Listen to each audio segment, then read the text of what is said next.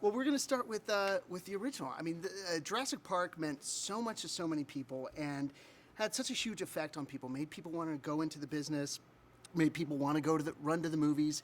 And this film seems to capture so much of the spirit of that original, and that seemed to be the plan from the beginning. Yeah. What elements are in this movie that you feel sort of recapture that feeling of Oh, Jurassic Park? you know, there.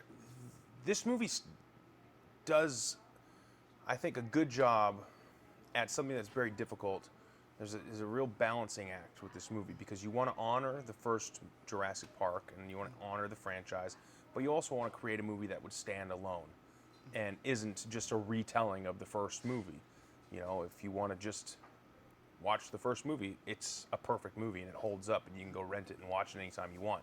So the challenge was how do we tell another chapter of this that feels fresh, that feels new, that introduces new ideas, new themes to an audience, but also one that will honor the franchise and you know, pay homage to it, but without lampooning it. Will, you know, it's a very fine and delicate balance, and I think we did a good job of it. I think the things that resonate still from the similar to the original movie are the theme that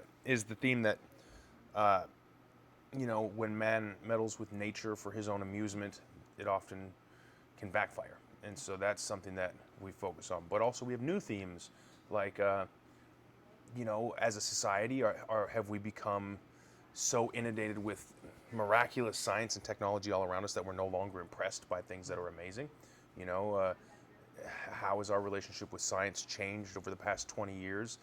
And since Jurassic Park came, not only the original movie, but the park itself and the idea of bringing dinosaurs back from the dead, since that happened, have our children become disenfranchised with the dinosaur? Is it still captivating and astounding, or do we need to build something that's bigger, stronger, faster, with bigger teeth to, you know, lure them in? I think it asks a lot of questions.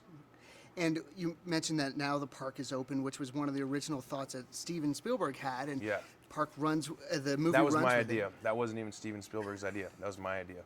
It's a good one. Thank you. So, if you were to go to the park right now, what is there a particular attraction in the park that would be your favorite that you would run to?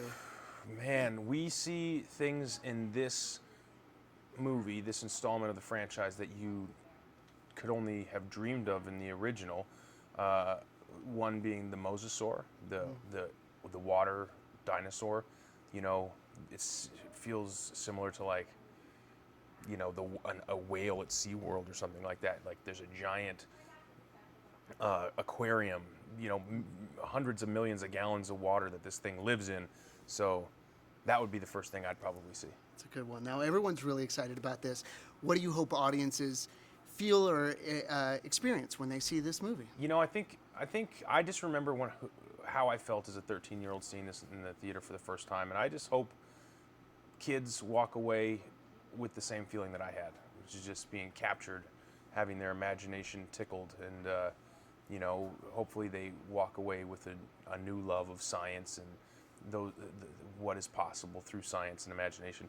And I hope, because I remember what it felt like as a kid, but now that I'm a parent, I can imagine what it would be like to give that gift to my kids, to bring them to the theater, to have that moment, that memory, sitting in the theater. The weekend we saw Jurassic World, you know, I think a lot of people are going to walk away with that this weekend, and that's pretty cool.